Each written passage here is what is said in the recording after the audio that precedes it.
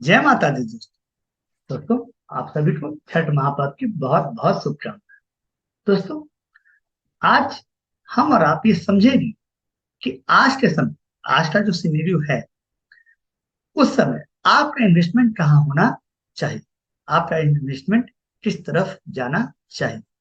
क्या आपको mutual fund की तरफ जाने चाहिए या फिक्स्ड इनकम की तरफ जाने चाहिए। इसके पीछे कुछ तथ्य हैं, कुछ लॉजिक है जो आपको समझने हैं और आपको खुद ये तय करना है कि आपको किस तरह का इन्वेस्टमेंट करना चाहिए। हर व्यक्ति का इन्वेस्टमेंट का तरीका, इन्वेस्टमेंट को लेके उसका नजरिया बिल्कुल डिफरेंट होता है। तो किसी दूसरे का इन्वेस्टमेंट देखकर आपको इन्वेस्टमेंट नहीं करना चाहिए। आपको इन्वेस्टमेंट अपने नीड के हिसाब से, अपने जरूरत के हिसाब से डिसाइड करने चाहिए, है ना। तो आइए, कुछ तथ्य, कुछ लॉजिक है जो आपको समझने चाहिए अपने इन्वेस्टमेंट से पहले। तो चलिए उसे समझते हैं।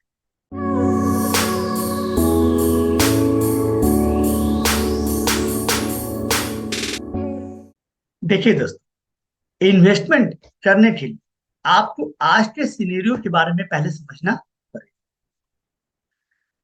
आज के सिनेरियो का मतलब होता है आज के इन्फ्लेशन से।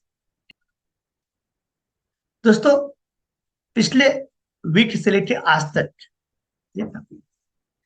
इन्फ्लेशन रेट डिक्लेयर किए गए हैं डिफरेंट डिफरेंट कंट्री, जो आपको समझने चाहिए और आपको उसके आधार पर डिसाइड करनी चाहिए कि क्या आपका इन्वेस्टमेंट फिक्स्ड इनकम में होना है या फिर म्यूचुअल फंड में।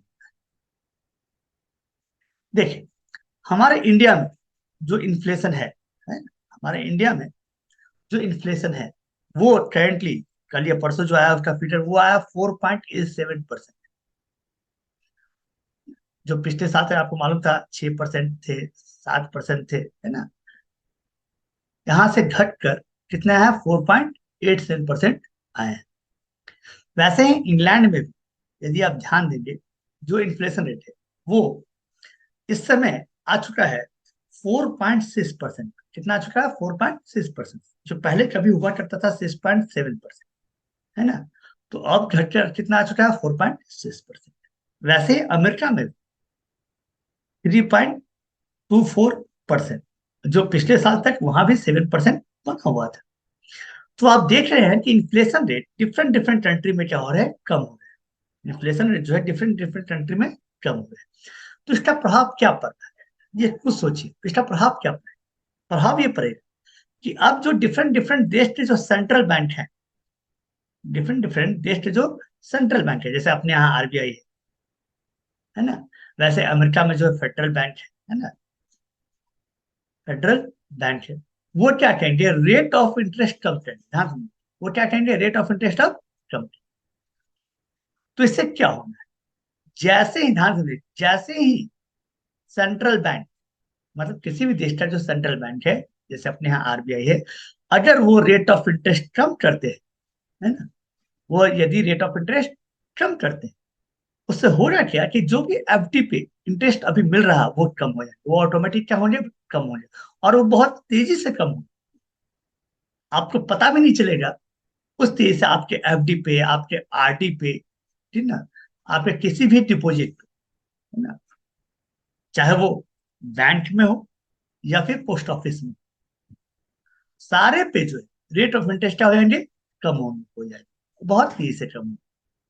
इसलिए आपको ये समझना चाहिए कि अभी जो आपका सिनेरियो है ये बता रहा है कि यदि आप फिक्स्ड इनकम की तरफ जाना चाहते हैं, यदि आप फिक्स्ड इनकम की तरफ जाना चाहते कि नहीं, आपको फिक्स्ड इनकम चाहिए, आपको एक हाई रेट ऑफ रिटर्न चाहिए, हाई रेट ऑफ रिटर्न चाहिए, तो आपको अभी का अभी, है ना, जो डिफरेंट इंस्ट्रूमेंट है, चाहे वो एफडी हो, चाहे वो आरडी हो, चाहे वो एनएससी हो, है ना, चाहे वो किसान विकास पत्र हो, है ना, आपको इसमें इन्वेस्टमेंट करनी ही चाहिए यदि आप फिक्स्ड इनकम की तरफ जाना चाहते हैं।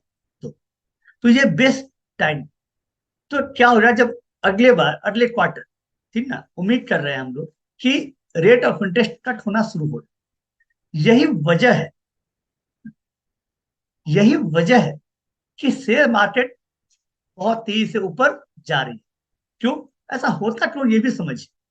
से हम और आप हैं इस बात को समझते नहीं कि जब आप यदि इस बात को समझ लेंगे ना, तो आपको ये क्लियर पिक्चर हो जाएगा कि आपको इन्वेस्टमेंट कहाँ करनी चाहिए, अभी कैसे। आप देखते होंगे कि जब भी रेट ऑफ इंटरेस्ट है ना, रेट ऑफ इंटरेस्ट जिसको आप बोलते हैं रेपो रेट भी, ठीक ना, बहुत सारे रेपो रेट उसको बोलते हैं, वो जब भी सेंट्रल बैंक कम करती है, ध्यान समझिए, कम करती है, तो हमारा जो मार्केट है वो बहुत तेजी से बढ़ जाता है। हमारा जो मार्केट है बहुत तेजी से बढ़ जाता है। ऐसा इसलिए होता है, इसके बहुत सारे रीजन होते हैं, है ना। उसमें से एक रीजन आप समझिए, इंस्टेंट क्या होता है, जैसे ही मार्केट में सेंट्रल बैंक, ध्यान समझिए, रेट ऑफ इंटरेस्ट कम करती है, वैसे ही बॉन्ड पे, जिसको बोलते हैं फिक्स्ड इनकम, बॉन्ड पे, एफडी पे रेट ऑफ इंटरेस्ट क्या होता है, कम होता है। और मार्केट में जो इन्वेस्टर होते हैं वो पैसे यहां से निकालते हैं और शेयर में लगा देते हैं। कहाँ लगा देते हैं, शेयर में लगा देते हैं, क्योंकि वहां अब बढ़ने का चांस ज्यादा हो जाता है। इसके रिवर्स यदि आपने समझा होगा कि रेट ऑफ इंटरेस्ट जैसे ही ना सेंट्रल बैंक, जो सेंट्रल बैंक है वो बढ़ाता है, तो होता क्या है, होता है कि मार्केट क्या होती है, डाउन हो जाती है। मार्केट क्या होती है, डाउन हो जाती है। क्यों डाउन हो जाती है भाई, जो इन्वेस्टर्स हैं, जो बड़े बड़े इन्वेस्टर्स हैं, वो मार्केट से पैसा निकाल लेते हैं और कहाँ भागते हैं, फिक्स्ड इनकम की तरफ भागते हैं। कहाँ भागते हैं, फिक्स्ड इनकम, क्योंकि वहां उनको ज्यादा रिटर्न मिल रहा होता है। यदि आपको 8% रेट ऑफ इंटरेस्ट मिल रहा है किसी साल, तो मार्केट से पैसे इमीडिएट निकालते हैं वो, और कहाँ शिफ्ट आते हैं, शिफ्ट आते हैं फिक्स्ड इनकम की तरफ। जो बड़े बड़े इन्वेस्टर वो, इसलिए इसका एकदम इंस्टेंट इफेक्ट पड़ता है कि भैया हम जो मार्केट पैसा ला रहे हैं वो तो अनसर्टेन है, ठीक है ना। लेकिन यदि आपको फिक्स्ड इनकम मिल रहा है 8%, 9%, तो आप क्या करते हैं, वो यहाँ से पैसे निकालते हैं और बॉन्ड में जाके पैसे लगाते हैं। और यही वजह है कि मार्केट क्या होती है, डाउन हो जाती है, क्योंकि पैसे निकाल लिए। यही वजह है कि आपको भी अभी क्या करना चाहिए कि अभी जो रेट ऑफ इंटरेस्ट कम होने वाले, क्योंकि हर जगह महंगाई कम हो रहा है, तो जो रेट ऑफ इंटरेस्ट है वो कम होना है। आरबीआई जो है अभी रेपो रेट क्या कहेगी, कम रहेगी। हो सकता है नेक्स्ट क्वार्टर से वो कम करना स्टार्ट कर दे। तो एफडी पे, आरडी पे, है ना, एमआईएस पे, है ना, केबीबी पे, सब पे रेट ऑफ इंटरेस्ट बहुत तेजी से कम होना शुरू हो जाए। तो अभी आपको क्या करना चाहिए, यदि आपके पास सरप्लस पैसे हैं, सरप्लस पैसे हैं, तो मार्केट की तरफ न जाकर, हाँ, मार्केट की तरफ न जाकर आपको इस इंस्ट्रूमेंट में, फिक्स्ड इनकम इंस्ट्रूमेंट में पैसे लगा देने चाहिए 5 सालों के लिए। क्योंकि ऑब्वियस है 5 सालों के लिए आपको ये रिटर्न मिल रहा है। अभी आप जाएंगे बैंक में, पता करेंगे, कोई बैंक 7.5% दे रहा है, कोई बैंक 7% दे रहा है, कोई 8% दे रहा है ना। तो अपने इन्वेस्टमेंट पे ग्रांटेड रिटर्न पाएंगे, ठीक ना। और ये 7.5% एनुअलाइज होते हैं। इसका मतलब क्या होते हैं कि अगले 5 साल 7.5%, फिर अगले साल वो इंटरेस्ट कंपाउंड हो जाएगा, फिर उस पर 7.5% होते हैं। मतलब ये रेट ऑफ इंटरेस्ट यही नहीं होते, 7.5% या 7.5% इन पर और निकाल, तो रेट ऑफ इंटरेस्ट जो है 8% या 8.25% चले जाते हैं आपके रिटर्न के हिसाब से। तो यदि आपके पास सरप्लस पैसे हैं, तो अभी 5 सालों के लिए अपने इनकम को क्या कर ले, फिक्स्ड कर ले। अपने इनकम क्या कर ले, फिक्स्ड, मतलब हर महीने आपको इतने मिलेंगे, हर साल आपको इतने मिलेंगे, ये तय। ये आने वाले 5 सालों के लिए आप तय कर सकते हैं। आप सोचते हैं 10 सालों के लिए तय कर ले, ये संभव नहीं है। कि कोई भी जो बैंक भी है, वो 5 सालों से ज्यादा के लिए आप एफडी करते हैं तो रेट ऑफ इंटरेस्ट कम कर देते हैं। 5 सालों बाद उनको भी मालूम नहीं होता क्या होने वाला है, तो 5 सालों के बाद अब जब जाएंगे तो रेट ऑफ इंटरेस्ट कम किए रहते हैं। तो आप मैक्सिमम 5 सालों के लिए ये रेट ऑफ इंटरेस्ट आपको मिल सकते हैं, है ना। आप एनएससी पे जाएंगे 5 साल के लिए, तो अभी 7.7% चल रहे हैं। हो सकता है अगले साल तक 6.7% आ जाए, या अगले साल तक 6.2% हो जाए। ये ऐसा हो सकता है ना। जैसे एमआईएस में आप देख सकते हैं, एमआईएस में अभी चल रहा है 7.4%। ये अभी कुछ समय पहले 6.7% या 6.6% है ना। तो ये अभी आपका ये सही समय है कि आप जाए और फिक्स्ड इनकम में पैसे ला, निश्चित रूप। अब जब नेक्स्ट क्वार्टर से, नेक्स्ट ईयर से, ठीक है, रेट ऑफ इंटरेस्ट कम होने शुरू होने, तब भी आपको इस पे 5 साल के लिए रिटर्न क्या हो चुका है, मिलना ही मिलना, ये तो तय हो चुका है। क्योंकि जो आपने इन्वेस्टमेंट कर दिया उस पर रेट ऑफ इंटरेस्ट चेंज होने वाले नहीं है। लेकिन जो फ्रेश इन्वेस्टमेंट होंगे अगले साल से, उस पर रेट ऑफ इंटरेस्ट क्या मिलेगी, कम मिलेगी।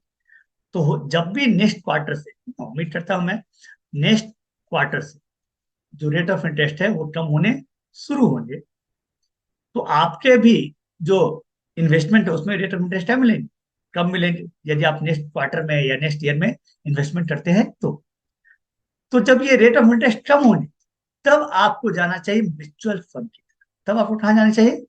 म्यूचुअल फंड की तरफ जाना चाहिए। तब आप कंपेयर कर सकते हैं। लेकिन अभी मेरे विचार से, हो सकता है हमारा विचार और आपका विचार एक जैसा ना हो, ठीक ना, ऑब्वियस ये हो सकता है। लेकिन मेरे विचार से ये है कि जब रेट ऑफ इंटरेस्ट ज्यादा हो मार्केट में तो किसी भी व्यक्ति को इन्वेस्टमेंट कहाँ करने चाहिए? फिक्स्ड इनकम में ही करने चाहिए। उनको म्यूचुअल फंड की तरफ नहीं जाना चाहिए। म्यूचुअल फंड की तरफ तब जाया जाता है जब मार्केट में रेट ऑफ इंटरेस्ट कम हो। जैसे आप देखेंगे एफडी पे आपको 5.5% रेट ऑफ इंटरेस्ट मिलेंगे। यदि एक बार रेट ऑफ इंटरेस्ट कम हो गया तो आप देखेंगे नेक्स्ट ईयर से ही आप देखेंगे कि आपके एफडी पर रेट ऑफ इंटरेस्ट कितना आएंगे? 5.5%, मैक्सिमम 6%। तब आपको कहा जाना चाहिए? म्यूचुअल फंड की तरफ जाना चाहिए। लेकिन ये सही समय नहीं है म्यूचुअल फंड की तरफ जाने का। दोस्तों, म्यूचुअल फंड में कब इन्वेस्टमेंट करना चाहिए, कैसे इन्वेस्टमेंट करना चाहिए, किन लोगों को इन्वेस्टमेंट करना चाहिए, ये हम और आप एक डिटेल वीडियो में समझेंगे। म्यूचुअल फंड बहुत बड़ा टॉपिक है, उसे डिटेल वीडियो में हम लोग समझेंगे। क्योंकि हर म्यूचुअल फंड हर लोगों के लिए नहीं है, और म्यूचुअल फंड हर लोगों की जरूरतों को पूरा कर दे ये भी जरूरी नहीं है। तो उसके क्या एडवांटेज और डिसएडवांटेज ही हम और आप समझेंगे किसी और वीडियो में। चलिए फिर मिलते हैं किसी और वीडियो के साथ। तब तक जय माता दी, हर हर महादेव।